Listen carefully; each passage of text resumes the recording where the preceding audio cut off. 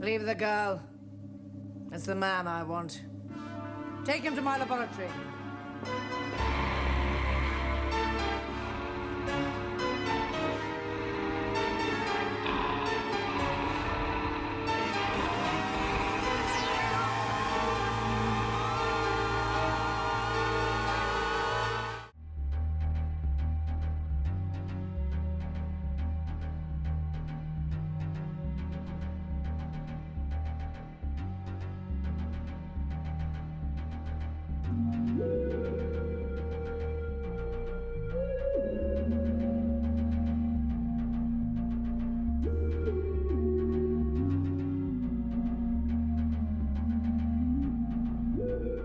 Hello, ladies and gentlemen, boys and girls, people of all ages, sexualities, and more. Welcome back to another Doctor Who review. But before I get into the review, I just want to apologise to the folks at home or anyone across the universe for whatever was going on with that whole title sequence. It feels like we're colliding across some catastrophic event, like we're heading towards the eye of the storm, and something is breaking through into our reality. Now back to the present, where today's Doctor Who review is none other than the Interstellar Song Contest. So without further ado, let's not beat around the bush, let's get right into the story. So our story starts off with the Doctor and Belinda landing at the Interstellar Song Contest without meaning to. They've only landed for a few seconds in order to use their Vindicator and then beaming up Scotty and go all the way to 2025. But after charging the machine, they suddenly realise where they are, and they are absolutely over the moon. They want to stay at any cost. They are going to watch the Interstellar Song Contest, the 302nd. But little do they know, Mrs. Flood is watching them from above, and she has tracked onto their little device and has been using it in order to find her way to 2025. But who is Mrs. Flood, and why does she keep appearing everywhere? Well, we will find out by the end of this video. So it turns out that not all the staff members at the Interstellar Song Contest are so happy to be there. And it turns out that a young lad named Kit invades the Interstellar Song Contest in hopes of taking the whole event over for himself and blowing everyone up in the process. But first he decides just to kind of throw 3 million people into outer space by letting down the shields and letting them all flow off into space like floating space debris. After this, he hooks a giant delta bomb into the entire thing, the entire complex. Now, to anyone who wonders where we've heard the word delta wave before, well, none other than Parting of the Waves, when the Doctor almost uses a delta wave to destroy the Daleks. Of course, in this case, it's being used to destroy millions and millions of innocent lives, all because of a dispute over the sponsors for the Interstellar Song Contest, which we will go into later. One of the poor souls out in the middle of space, slowly about to freeze, when all of a sudden he gets a vision from Susan, his granddaughter, is the Doctor. He wakes up in the middle of space, half frozen, struggling to breathe, struggling to control his own body heat, when all of a sudden he uses a confetti gun to shoot himself back to the Interstellar Space Station and save himself from the cold, brutal death of space. Elsewhere on the space station, believing the Doctor to be dead, is Belinda. She's just left her pod after the pods had locked, and she has gone into the hallway of the mainframe of the entire space station. Upon going round, she bumps into one of the singers, who is very distressed but is also kind of keeping calm. Belinda starts to freak out knowing that she has no way home without the Doctor, and the TARDIS also got flung into space, making her options even more smaller. Her and the other people / contestants are starting to use the mainframe in order to try and get some answers to exactly what's going on. Suddenly, one of the members of staff realizes that it's a giant delta wave which is hooked into the system and could destroy the whole space station, even itself. After escaping the vacuum of space, the Doctor gets taken in by a beautiful couple, one who's a nurse and one who's a technician. The Doctor starts going through the mainframe trying to figure out exactly what's happened, exactly what's wrong. He starts to worry about Belinda. He also starts to worry exactly about who's taking over the station and why. He starts using the technician's skills and some of the nurse's skills to try and figure out exactly how they're going to overcome this solution. And suddenly he comes face to face with the young man involved.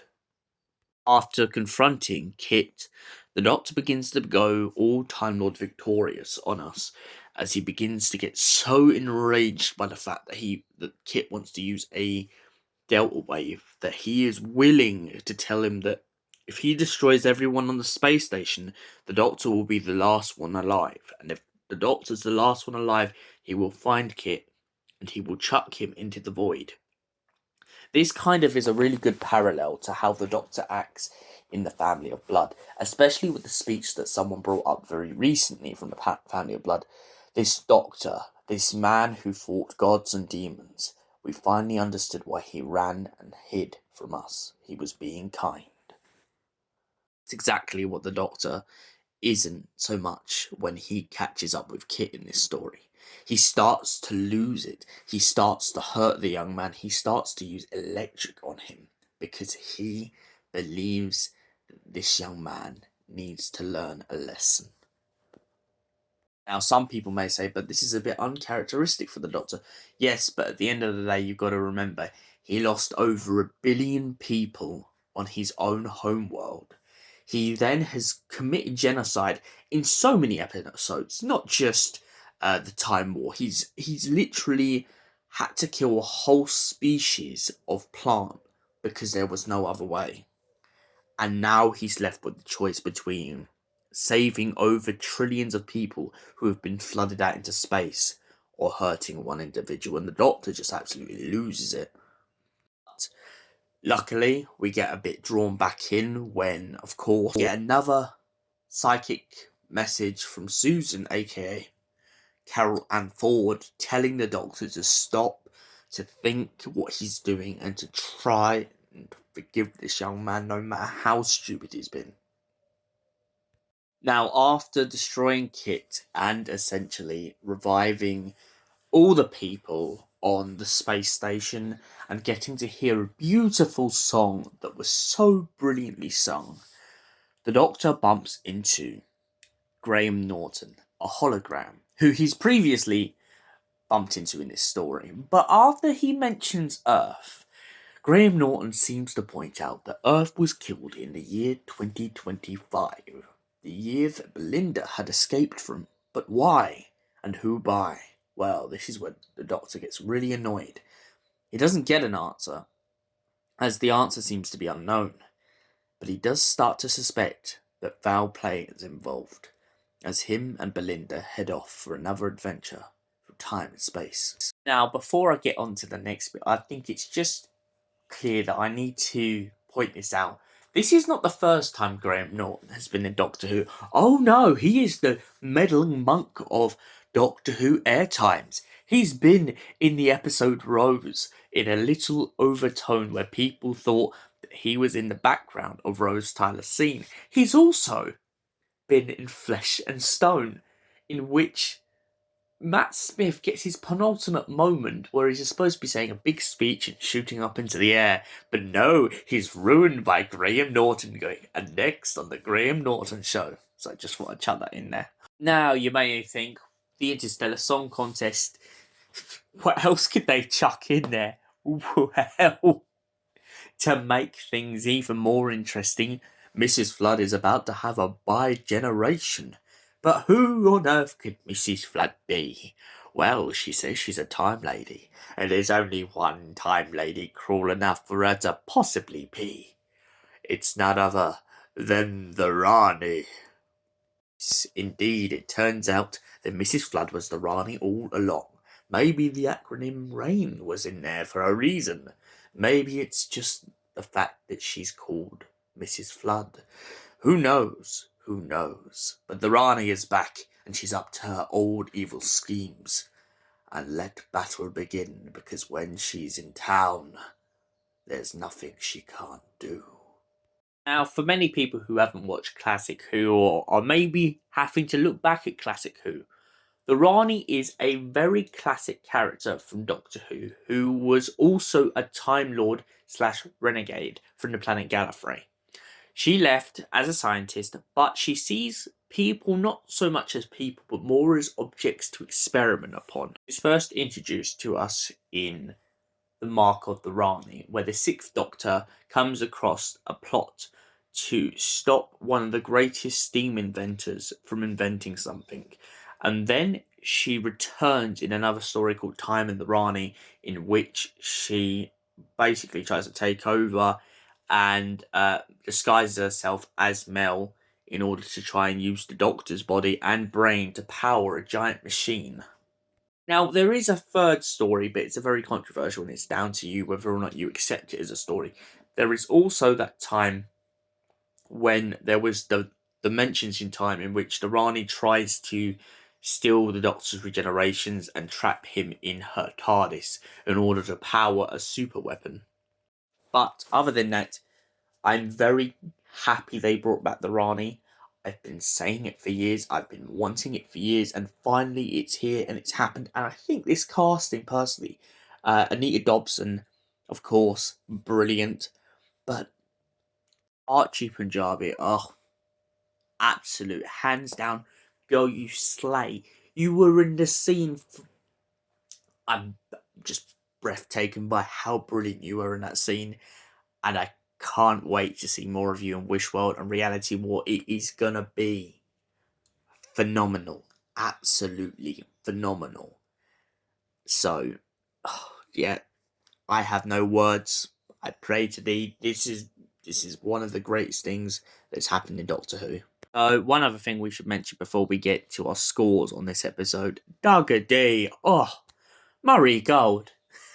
I know Russell and June Dawson are a bit like about this, but Murray Gold, being yourself in this episode and just bring the music alive, and also add Duggar D for the love of it.